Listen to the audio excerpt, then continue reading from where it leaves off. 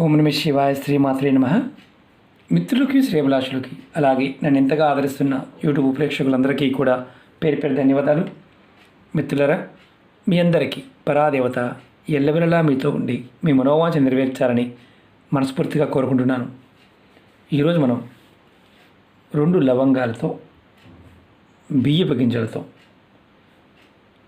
అద్భుతమైన ఉపాయం తెలుసుకుందాం. ఈ ఉపాయం చేయడం వల్ల మీకు రాజయోగం కలుగుతుంది, అలాగే ధనవంతులు అవుతారు, అలాగే ఆకస్మికంగా ధనప్రాప్తి కలుగుతుంది. మీరు వింటున్నది నిజమే. చాలా విశేషమైన శక్తి కలిగిన తేలికైన ఉపాయం. ఈ ఉపాయాన్ని సోమవారం నాడు చేయాలి. సోమవారం నాడు అంటే సోమవారం ఉదయం నుంచి మీరు రాత్రి పడుకునే లోపు అంటే రాత్రి 12 గంటల లోపు మీరు ఎప్పుడైనా ఈ ఉపాయం చేయవచ్చు. ఈ ఉపాయం చేయడం వల్ల కలిగే లాభం మీకు నేను ఇంకా ఎటువంటి లాభాలు కలుగుతాయి మీకు తెలియజేస్తాను. అలాగే మీకు ఈ వీడియో నచ్చినట్లయితే లైక్ చేయండి. ఛానల్ని కొత్తగా చూసే మిత్రులు సబ్స్క్రైబ్ చేసుకోండి. పక్కనే ఉన్న గంట సింబల్ని యాక్టివేట్ చేసుకోండి. మీకు నచ్చితే 10 మంది మిత్రులకి ఫార్వర్డ్ చేయండి, షేర్ చేయండి. అలాగే మన కొత్త ఛానల్ లింక్స్ కూడా వీడియో డిస్క్రిప్షన్లో ఇవ్వడం జరిగింది. వాటిని కూడా సబ్స్క్రైబ్ చేసి గంట సింబల్ని యాక్టివేట్ చేసుకోండి. ఫేస్బుక్ లింక్ కూడా ఇచ్చాను. మీరు రిక్వెస్ట్ పంపిస్తే ఖచ్చితంగా యాక్సెప్ట్ చేస్తాను. చాలామందికి వీడియోలు నోటిఫికేషన్ రావడం లేదు అని చెప్తున్నారు. ఎవరికైతే రావడం లేదో వారు ఫేస్బుక్ లింక్కి ఖచ్చితంగా ఫ్రెండ్ రిక్వెస్ట్ పంపిస్తే నేను ప్రతిరోజు చేసే వీడియోలు, షేర్ చేసే వీడియోలు అన్నీ కూడా దాంట్లో పోస్ట్ చేస్తూ ఉంటాను. మీకు అప్పుడు ఈజీగా రావడానికి అవకాశం ఉంటుంది. అసలు ఈ ఉపాయం మనం ఎందుకు చేయాలి? ఈ ఉపాయంలో మీరు లాభాలు చెప్పారు కదా గురువుగారు, నిజంగా అలాంటి లాభాలు వస్తాయా? వస్తాయి. ఇది చాలా తేలికైన, అద్భుతమైన, విశేషమైన శక్తి దాగిన ఉపాయం. ఖర్చుతో కూడుకున్నది కాదు. ఇది రాజయోగం కలగడం అంటే ఏంటంటే మీరు ఏది చేయాలన్నా మీకు ప్రాకృతికంగా సమాజంలో ఉన్న ప్రతిదీ కూడా సహాయం చేయాలి. మీరు కూర్చుంటే మీకు పనులు కావాలి అని మనం అనుకుంటాం. అలా కాదు. మీరు ఏది చేయాలనుకుంటే అది నిర్భయంగా చేయగలుగుతారు. అలాగే ధనవంతులు చాలామంది ఏమనుకుంటారంటే ధనం అంటే డబ్బు ఒకటే కాదు. మీకు ఏదైనా సరే, ఏ పని మొదలుపెట్టినా, ఏది చేస్తూ ఉన్నా అది ధన రూపేణ, వస్తు రూపేణ, వాహన రూపేణ, పదార్థ రూపేణ ఏదైనా సరే మీకు అందుబాటులోకి వస్తుంది. ఈ చిన్న ఉపాయం చేసి చూసిన తర్వాత మీకు అనిపిస్తుంది ప్రాకృతికమైన పదార్థం మన మానసిక శక్తిని తోడయి మంచి ఫలితాలు ఇస్తాయి అని మీరు అర్థం చేసుకోగలుగుతారు. చాలామందికి అద్భుతమైన ఫలితాలు చూసేవారు ఉన్నారు. కొంతమంది బాధతోనూ, అసూయతోనో, లేకపోతే చిరాకుతోనో, కోపంతో చేసిన వారికి ఫలితాలు రావు.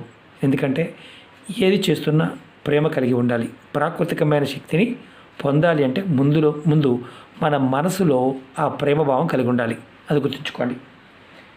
మీరు ఈ ఉపాయాన్ని ఎలాంటి విషయాలు చేయాలో చెప్తాను. మీరు ఏ పని చేసినా కలిసి రావడం లేదు అంటే ఏది మొదలుపెట్టినా సరే ఆగిపోతూ ఉన్నాయి, అప్పుడు చేయవచ్చు.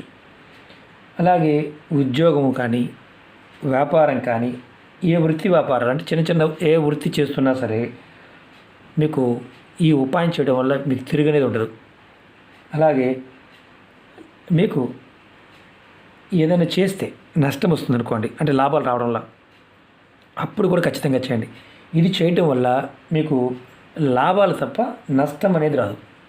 అలాగే దాన్ని మీకు ఏదైతే ధనం సంపాదించడం కోసం మీకు ధన రాబడి మార్గాలు తెలుస్తాయి. ధనానికి సంబంధించి రాబడి మార్గాలు తెలుస్తాయి. అలాగే చాలా ఇంపార్టెంట్ ఏంటంటే ఈ ఉపాయం చేయడం వల్ల జాతకంలో రాహుకేతు దోషాల వల్ల ఇబ్బంది పడుతున్నవారు బయటపడతారు. అలాగే ఇంకొక అత్యంత ఇబ్బందికరమైన పరిస్థితి ఏంటంటే పితృదోషాలు ఉంటే ఈ ఉపాయం చేయడం వల్ల మీకు శాంతి లభిస్తుంది, తొలగిపోతుంది. అలాగే మీకు మనశ్శాంతి కూడా లభిస్తుంది. మీరు చేస్తున్న పనుల్లో ఆటంకాలు లాంటివి ఉంటే అవి తొలగిపోతాయి. ఆటంకాలు అనేవి రావు. ఇది అంత శక్తివంతమైన ఉపాయం. మీరు ఇంకొకటి చాలా ఇంపార్టెంట్ ఏంటంటే, మీ పిల్లలు మీ మాట వినకపోయినా ఈ ఉపాయం చేయడం వల్ల వారు మనసు మారి, అంటే ఎవరైతే మీ మాట వినటం లేదో వారి మనసు మారి మీ మాట వింటారు, వారిలో మార్పు వస్తుంది, మీకు అనుకూలంగా మారతారు. అలాగే మనం అంతకుముందు మొట్టమొదటిగా చెప్పిన పాదం అంటే ఆకస్మిక ధన ప్రాప్తి. మనం ఏదైనా ఒక పని చేస్తున్నాము, డబ్బు లేదు, డబ్బు అవసరమైంది. ఆ సమయంలో మనకి అనుకోకుండా ఎవరో ఒకరు సహాయం చేస్తారు, ఆకస్మికంగా ధనం వస్తుంది. ఈ ఉపాయాన్ని ఆడవారైనా మగవారైనా చేయవచ్చు. ఆడవారు నెలసరి సమయంలో చేయవద్దు. అలాగే గర్భిణీ స్త్రీలు ఎవరైనా సరే చేయవచ్చు. అంతకుముందు చాలామంది అడిగారు. ఇది గర్భిణీ స్త్రీలు కూడా చేయవచ్చు, ఇబ్బంది లేదు. అలాగే ఎవరికైతే మైలు ఉంటుందో, అంటే మీకు ఎవరైనా చనిపోయి ఉన్నారు, పెద్ద కర్మ కాలేదు, వారు చేయమాకండి. పెద్ద కర్మ అయితే చేసుకోవచ్చు. అలాగే మైలు మిగతా మైలు అంటే మామూలుగా పురుడు మైలు కానీ, పెద్ద మనిషి అయినప్పుడు మైలు కానీ ఇలాంటివి ఉంటే ఆ మైలు తీరిపోయిన తర్వాత చేసుకోండి, ఎటువంటి ఇబ్బంది ఉండదు. ఈ ఉపాయాన్ని సోమవారం నాడు మాత్రమే చేయాలి, గుర్తుంచుకోండి. సోమవారం ఉదయం నుంచి రాత్రి పడుకునే లోపు చేయవచ్చు. మీకు నేను ఎందుకు ఎక్స్ప్లెయిన్ చేస్తున్నానంటే, ఎందుకు చేస్తున్నామో తెలిస్తే మనం సమస్య నుంచి బయటపడడానికి మార్గాలు తేలిగ్గా ఉంటాయి, అందుకే చెప్తున్నాను. ఈ ఉపాయానికి కావాల్సిన పదార్థం బియ్యపు గింజలు 7, 2 పువ్వుల లవంగాలు, కొంచెం కర్పూరం. అలాగే మీరు మీ ఇంట్లో మీరు పూజ ఎక్కడ చేస్తారో, అంటే దేవుడి గది ఉన్నా పర్వాలేదు, లేకపోతే ఏదైనా పటం పెట్టుకొని చేసినా అక్కడ చేయవచ్చు. ఈ ఉపాయాన్ని స్నానం చేసిన తర్వాత చేయాలి. మీరు దేవుడి గదిలో చేయండి. ముందుగా మీరు ఏం చేస్తారంటే, ఆవు నెయ్యితో కానీ, నువ్వుల నూనెతో కానీ, లేదా కొబ్బరి నూనె, ఈ 3 నూనెల్లో ఏదో ఒకటి, అంటే కొబ్బరి నూనె కానీ, అలాగే నువ్వుల నూనె కానీ, ఆవు నెయ్యి కానీ, ఈ మూడిట్లో ఏదో ఒక దానితో దీపారాధన చేయండి. 2 ఒత్తులు వేసి దీపం వెలిగించండి. తర్వాత ఈ 2 లవంగాల్ని, అలాగే 7 బియ్యపు గింజలు, అంటే బియ్యపు గింజలు 7 ఇలా తీసుకోండి. 2 లవంగాలు, బియ్యపు గింజలు 4, 5, 6, 7 గింజలు తీసుకోండి. ఇలా మీ కుడి చేతిలో పట్టుకోండి. ఎవరైనా సరే కుడి చేతిలో పట్టుకొని మీరు ఈ మంత్రాన్ని 7 సార్లు మనసులో తలుచుకోండి. ఈ మంత్రానికి గురుపదేశంతో పని లేదు. నేను ఈ మంత్రాన్ని వీడియో డిస్క్రిప్షన్లో కూడా పెడతాను. ఓం నమః శివాయ, ఇలా మీరు 7 సార్లు అనుకోండి. ఓం నమః శివాయ, ఓం నమః శివాయ, ఓం నమః శివాయ అనుకోండి. నమః లేదు, ఇది గుర్తుంచుకోండి. 7 సార్లు తలుచుకున్న తర్వాత మీ చేతిలో ఉన్న లవంగాల్ని, బియ్యపు గింజల్ని ఏదైనా ఒక ప్లేట్లో కానీ, లేదంటే మీరు హారతి ఇస్తారు కదా, హారతి ప్లేట్లో ఏదైనా పెట్టుకోండి. వీటిని పెట్టి కొంచెం కర్పూరం, మామూలు కర్పూరం కానీ, పచ్చ కర్పూరం కానీ ఏదైనా వేసి, ఇలా బియ్యపు గింజలు వేసి మీరు వెలిగించండి. నేను చూపిస్తాను. నేను ప్రతిదానికి పచ్చకర్పూరం వాడుతూ ఉంటాను ఎక్కువగా. నేను చూపిస్తాను, అది కూడా చూపిస్తాను. మీరు వెలిగించండి.